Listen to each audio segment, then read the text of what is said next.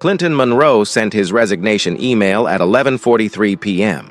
His 7-year-old son was burning with fever. The school had threatened to call CPS. He had nothing left to give. At 12:07 a.m., someone knocked on his door. Candace Sterling stood in the rain. No bodyguards, no assistant. The CEO of the company he had just quit. She wasn't there to apologize. She was there to beg. "If you don't help me, I lose everything." Clinton looked at her, then back at his sick child. Should he close the door or open it? 6 hours earlier, Clinton had been sitting in a conference room on the 47th floor, watching Japanese executives nod politely at quarterly projections. His phone buzzed in his pocket. Then again, then a third time. He ignored it. He had to. Sterling Technologies was finalizing a $2.3 billion merger, and Clinton was the only engineer who understood the vault, the encryption system, protecting every piece of sensitive data the company owned. He had built it from scratch 6 years ago, back when the company was still running out of a converted warehouse, and Candace Sterling was just the founder's daughter learning the business. His phone buzzed again. Derek Haynes, the CTO, glanced over and raised an eyebrow. Clinton shook his head slightly. Whatever it was could wait. It couldn't wait. When the meeting broke for coffee, Clinton finally checked his messages. 4 missed calls from Marcus's school. 1 voicemail. His blood went cold before he even pressed play. "Mr. Monroe, this is Principal Davies. Marcus has a fever of 103.5 degrees. We've been trying to reach you for over an hour. If no one picks him up within 30 minutes, we'll have no choice but to contact Child Protective Services. This is the 2nd incident this month." Clinton was already grabbing his jacket when Derek appeared beside him. "Everything okay? My son, he's sick. I have to go." Derek's face softened with what looked like genuine concern. "Go. I'll cover for you with the Japanese team. Family comes first." Clinton wanted to believe him.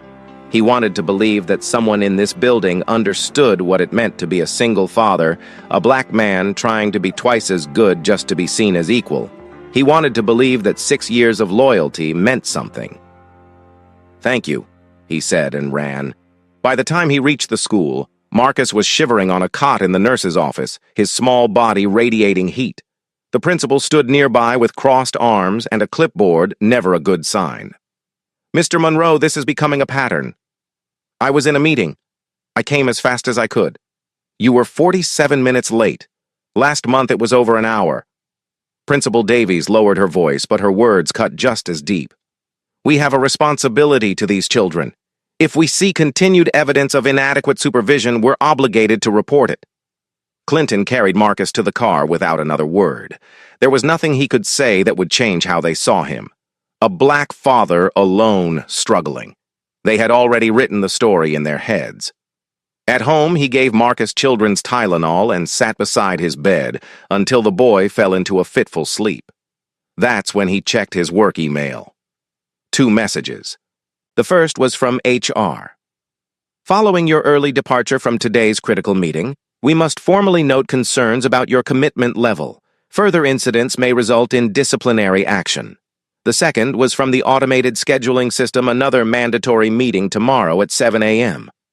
No exceptions. Clinton stared at the screen. 6 years.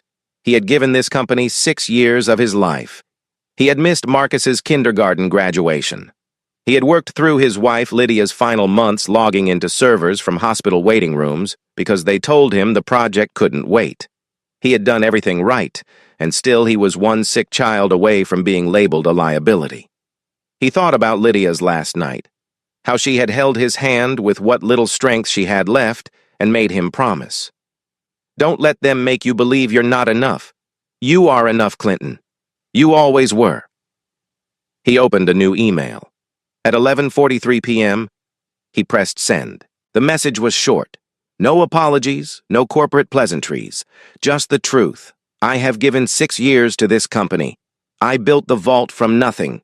But your system has no room for a father who needs to be there when his son is sick. I will not sacrifice my child for your quarterly reports. Effective immediately, I resign." He turned off his laptop and went to check on Marcus. The fever had climbed to 104. Clinton placed a cold cloth on his son's forehead and whispered words that were half prayer, half promise. Then came the knock. Candace Sterling looked nothing like she did in board meetings. Her designer coat was soaked through, mascara smudged beneath her eyes. No driver waiting at the curb, no assistant trailing behind with an umbrella. Just a woman alone standing in the rain at 7 minutes past midnight. "The vault is locked," she said. "Completely. It happened 15 minutes after your email." Clinton leaned against the doorframe, blocking the entrance. "And you're the only one who can open it. You designed the encryption layer. You're the only one with master access. I quit. Get someone else." Candace's jaw tightened.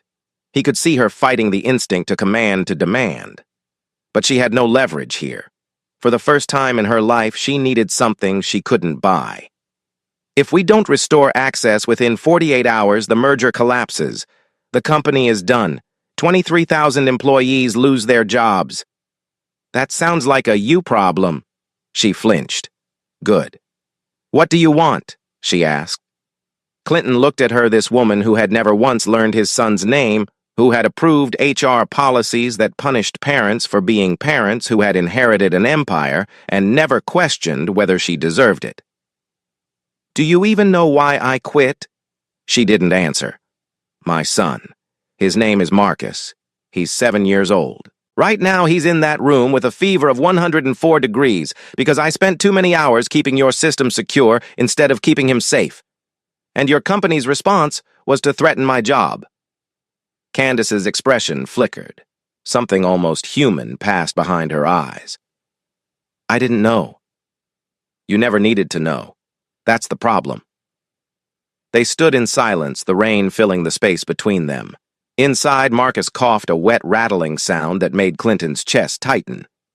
"I'll help you," he finally said, "but on my terms. I work from wherever my son is. If he needs a hospital, I go to the hospital and you figure out how to bring me what I need. And when this is over, we're going to have a very different conversation about how your company treats people." Candace nodded. She had no choice. As Clinton turned to grab his laptop, his phone buzzed. A text from Derek Haynes. "Heard you quit. So sorry, man. Hope Marcus is okay. Let me know if you need anything." Clinton stared at the message. Derek was in that meeting when he left. HR didn't send the warning until hours later. His resignation email went only to HR and the automated system. So how did Derek know about Marcus?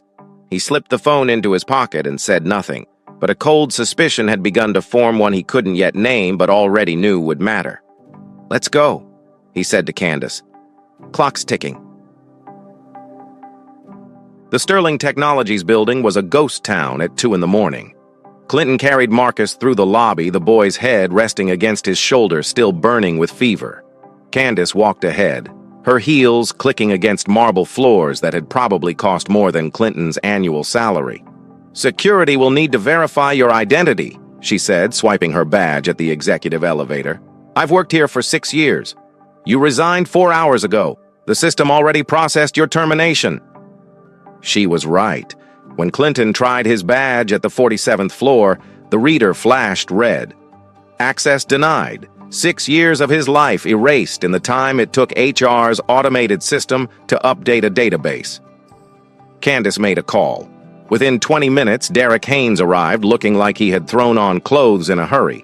His hair was disheveled, his shirt partially untucked, the picture of a concerned colleague rushing to help in a crisis. "Clinton. God, I'm so sorry about all this." Derek's eyes moved to Marcus, still asleep in Clinton's arms. "Poor kid. He looks exhausted. He has a fever of 104. Let me get you set up in the executive conference room. There's a couch in there Marcus can rest while you work." Derek pulled out his phone and began typing. "I'm restoring your access now. Should be active in about 5 minutes." Clinton laid Marcus on the leather couch and covered him with his own jacket. The boy stirred but didn't wake.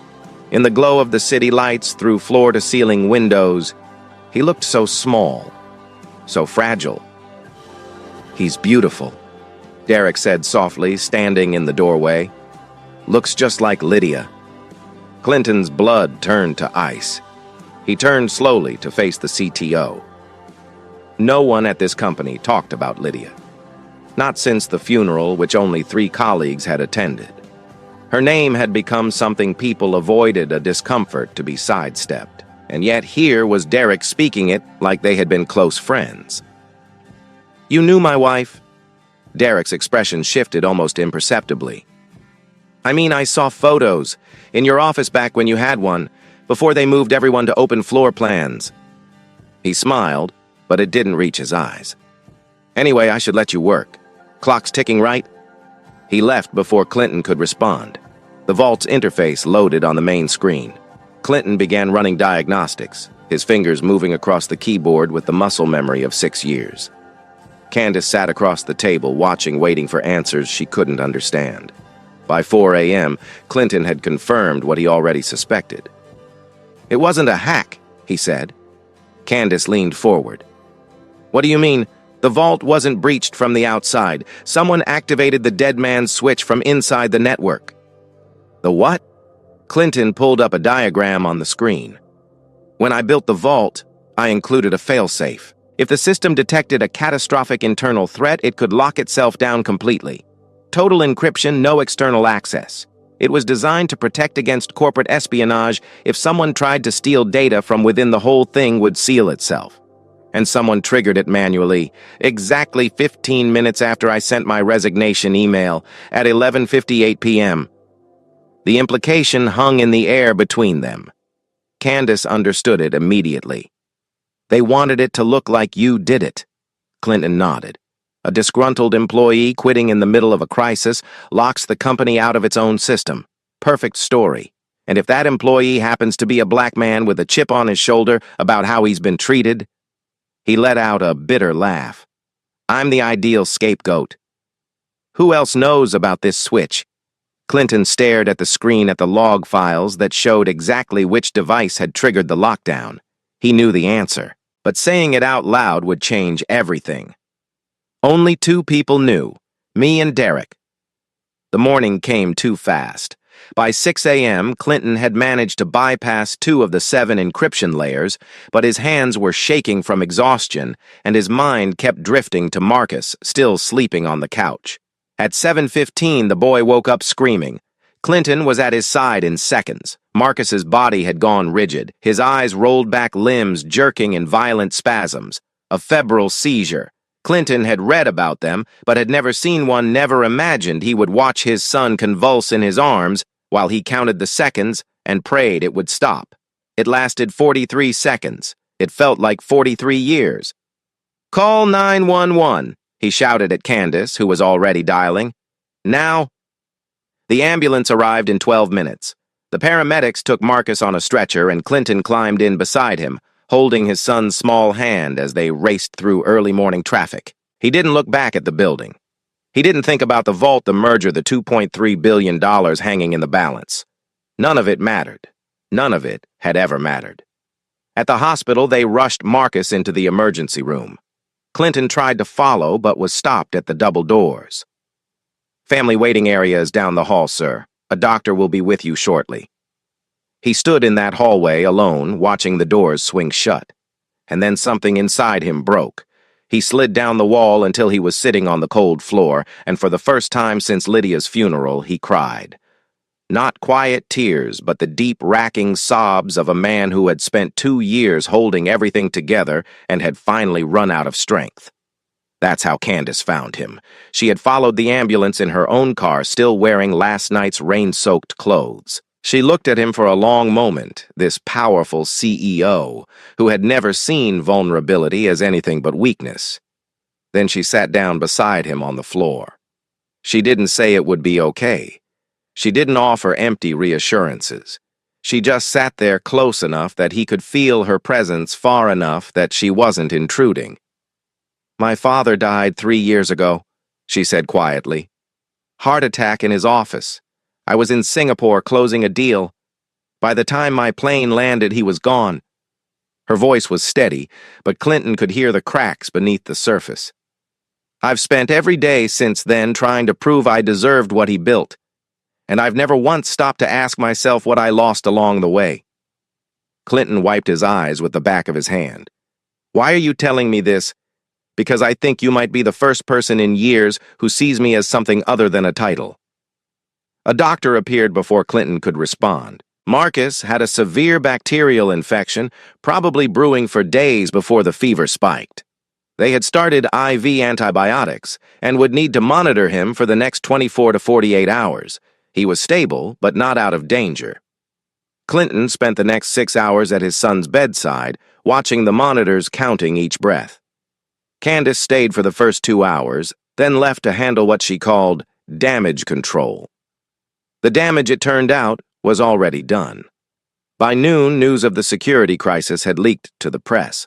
Someone inside Sterling Technologies had talked, and the story spreading across financial news channels was devastating. Engineer quits amid major security breach at Sterling Technologies. The headlines painted Clinton as either incompetent or malicious, depending on the outlet. But it got worse.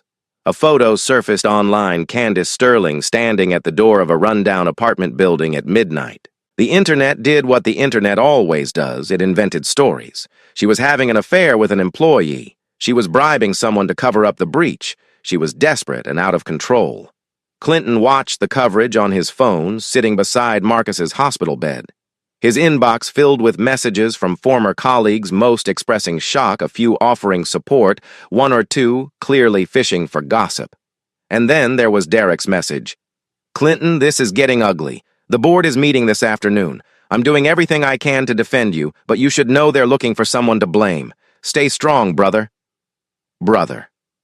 The word made Clinton's stomach turn. Candace called at 3 in the afternoon. Her voice was strained, exhausted.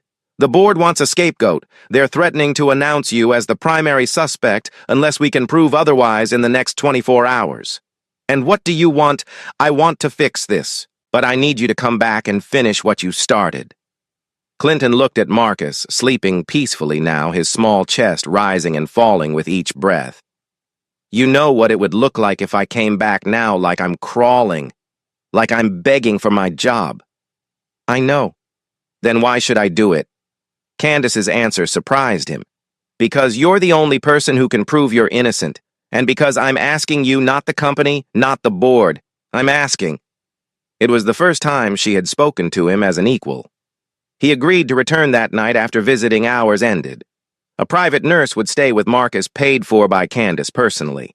It wasn't trust exactly, but it was something close. What he found when he got back to the office at 11 p.m. was worse than he expected. Derek had been busy.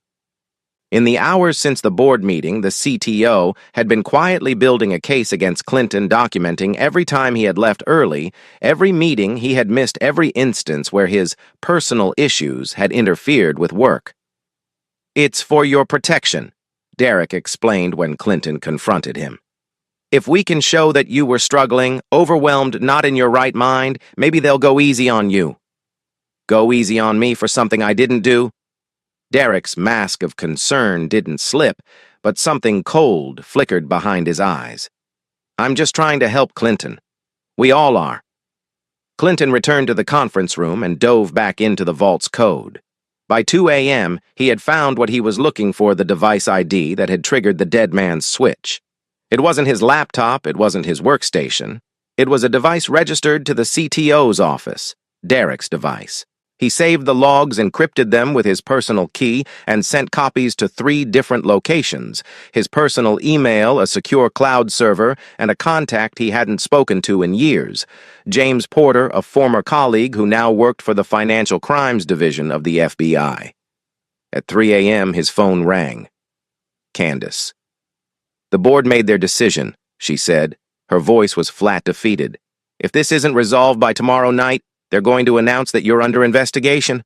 They'll fire me for mishandling the crisis, bring in an interim CEO, and let the merger die. And you're okay with that?" "No. But they gave me a choice." She took a breath. "Sacrifice, you keep my job and maybe save the company, or protect you and lose everything." Clinton felt the weight of her words. He knew what most people in her position would do, what the system had trained her to do. "What are you going to do?" he asked. The line went quiet. When Candace spoke again, her voice was different, smaller somehow, more human. I've spent my whole life becoming my father, strategic, cold, willing to sacrifice anyone for the greater good. She let out a sound that might have been a laugh or might have been a sob. But I looked in the mirror tonight and I didn't recognize myself, and I don't want to become someone who destroys a good man to save her own skin. So what does that mean? It means I won't sacrifice you, Clinton, even if it costs me everything. Clinton sat alone in the conference room, surrounded by screens full of code and evidence. Outside the window, the city lights blurred through a film of exhaustion. For the first time in 72 hours, he felt something like hope. Tomorrow, he would fight back. Not as a victim, not as a scapegoat, but as a man who refused to be erased. The board meeting was scheduled for 6 p.m. on the third day. Clinton had not slept in over 30 hours, but exhaustion had burned away into something sharper, a clarity he hadn't felt in years. He spent the morning at the hospital watching Marcus's monitors tick steadily upward. The antibiotics were working. The boy's fever had dropped to 99.2, and the doctors said he would likely be discharged within 48 hours. When the nurse assured Clinton she would call immediately if anything changed, he kissed his son's forehead and walked out to face the men who wanted to destroy him. James Porter met him in the lobby of Sterling Technologies at 5:45. They hadn't seen each other since James left the private sector for the FBI 4 years ago, but some friendships didn't need maintenance. James had reviewed the evidence Clinton sent and had spent the last 12 hours obtaining the necessary authorizations. "You're sure about this?" James asked as they rode the elevator to the executive floor. "Once we walk in there, there's no going back." Clinton thought about Marcus in that hospital bed, about Lydia's voice telling him he was enough, about every time he had swallowed his anger and played by rules designed to keep him small. "I've been going back my whole life," he said. "Today I go forward." The boardroom was a cathedral of glass and mahogany designed to intimidate anyone who wasn't born into power. 12 board members sat around the oval table, their faces arranged in expressions of practiced neutrality. Candace sat at the head, looking like she hadn't slept either. Derek was positioned at her right hand, radiating the calm confidence of a man who believed he had already won. "Mr. Monroe." The board chairman, a silver-haired man named Richard Caldwell, gestured to an empty chair. "We didn't expect to see you here. Given the circumstances, we assumed you would prefer to let your legal representation handle this matter." "I don't have legal representation," Clinton said, "but I brought something better." He nodded to James, who stepped forward and placed his credentials on the table. "James Porter, FBI Financial Crimes Division. I'm here in an advisory capacity at Mr. Monroe's request." The temperature in the room dropped 10 degrees. Derek's smile flickered for just a moment before he recovered. "This is highly irregular," Richard said. "This is an internal corporate matter."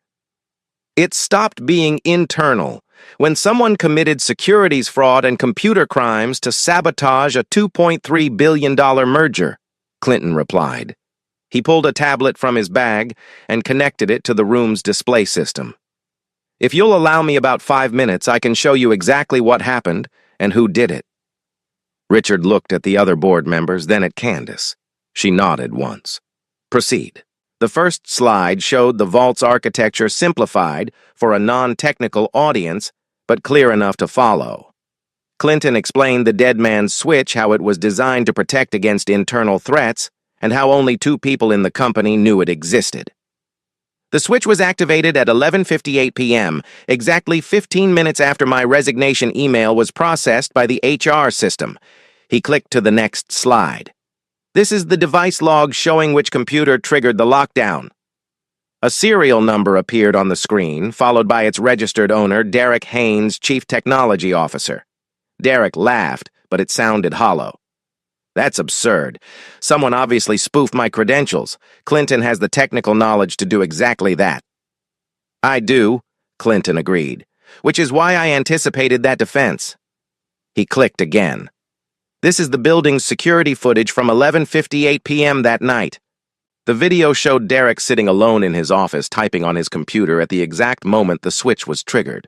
The timestamp in the corner matched the device log perfectly. "I was working late," Derek said. His voice had lost some of its smoothness. "That doesn't prove anything." "By itself, no." Clinton clicked to the final slide. "But this does." Email correspondence filled the screen. Messages between Derek and executives at Nexus Partners, Sterling's primary competitor. The content was damning. Derek had agreed to sabotage the merger in exchange for being installed as CEO once Nexus acquired Sterling's assets at a fraction of their value. The emails discussed timing payment structures and how to frame the security breach as the work of a disgruntled employee. "They needed a scapegoat," Clinton said, looking directly at Derek.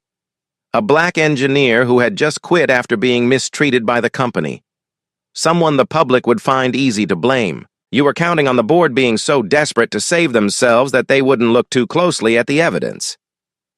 Derek's mask finally cracked. He stood up so quickly his chair fell backward. "This is fabricated. He's trying to frame me because I documented his performance issues. This is exactly the kind of vindictive behavior I warned you about." "Then you won't mind if the FBI examines your personal devices," James said calmly.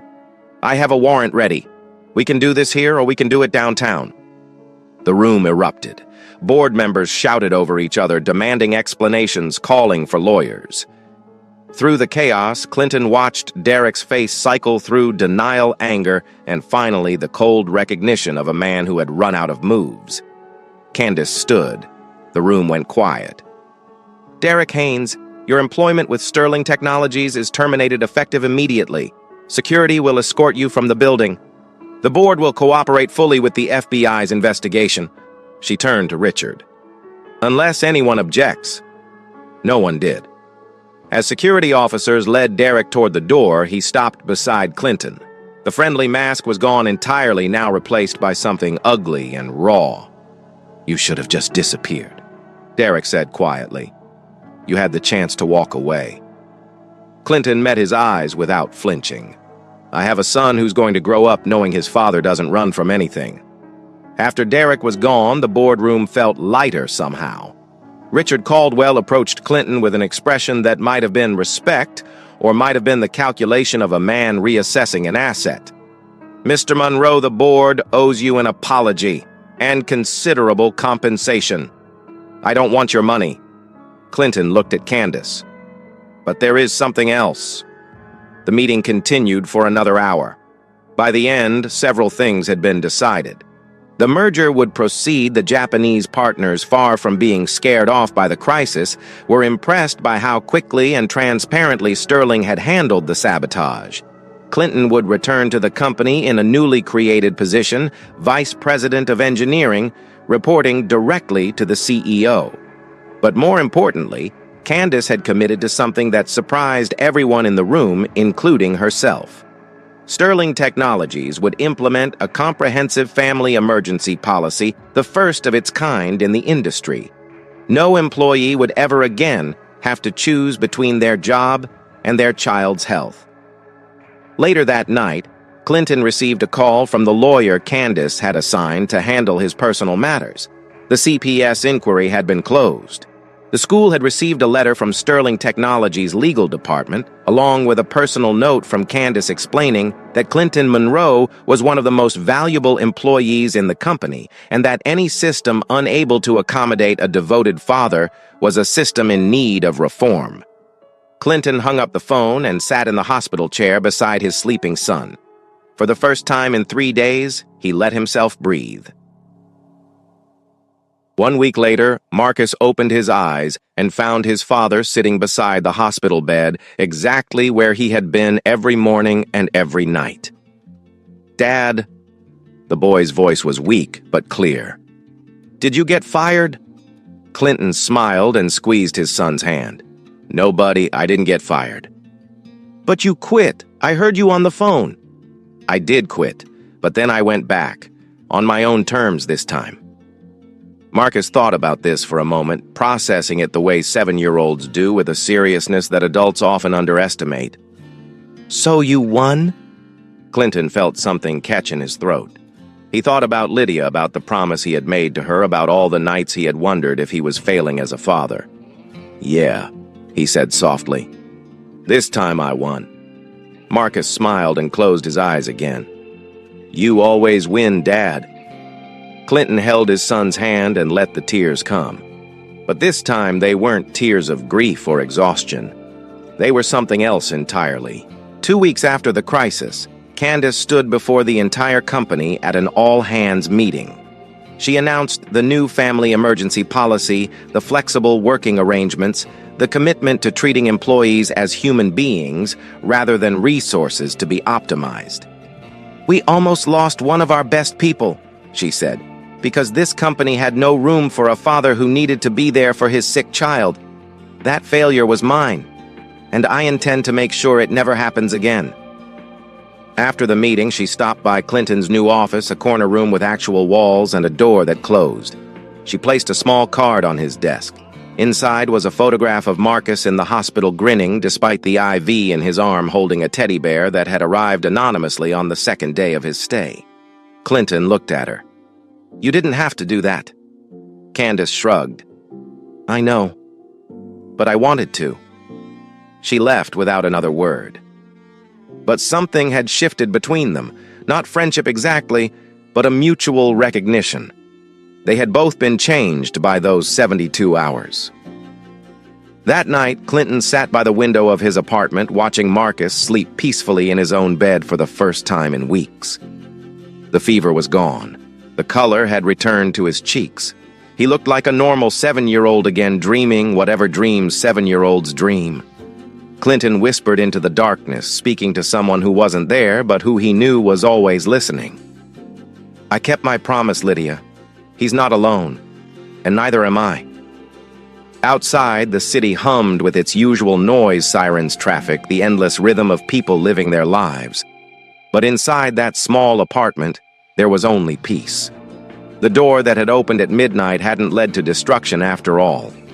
It had led here to a new beginning built on the wreckage of a system that had tried to break him. Clinton Monroe had refused to be broken, and that made all the difference. Sometimes the hardest door to open isn't the one in front of you, it's the one inside you. The one that says you're not enough, that you should accept less, that fighting back isn't worth the cost. Clinton's story reminds us that standing up for yourself isn't selfish. That being a good parent and a good professional aren't mutually exclusive. And that sometimes the people who seem to have all the power are the ones who need to change the most. If this story moved you, if it made you think about the choices you face in your own life, consider subscribing to this channel. We share stories like this every week, stories about ordinary people who refuse to be invisible, who fight for what matters, who prove that one person can make a difference. Hit that subscribe button. Turn on notifications, and next time life knocks on your door at midnight with an impossible choice, remember, Clinton, remember that you are enough. You always were.